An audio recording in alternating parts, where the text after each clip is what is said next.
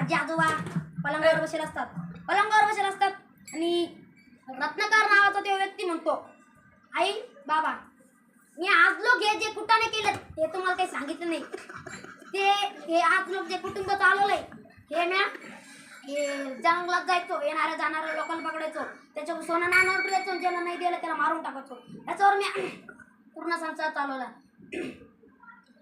मग आता एवढं पाप केलं या पापात तुम्ही भागीदार असाल का? ते आजी आजोबा म्हणतात, अरे बाळा जेव्हा तू लहान होता तेव्हा आमची जिम्मेदारी होती तुला सांभाळायची, आता जेव्हा आम्ही म्हातारे झालो आता तुझी जिम्मेदारी आहे आम्हाला सांभाळायची. तिथून ते पुढं जातो.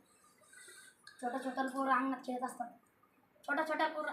असतात आणि मग म्हणतात, अरे बाळांनो आता लोक जे मी काम केलं हे कुटुंब तुम्हाला खाऊ घातलं, बिस्किटे खाऊ घातले तेव्हा बिस्किट नव्हती. काय हसताय?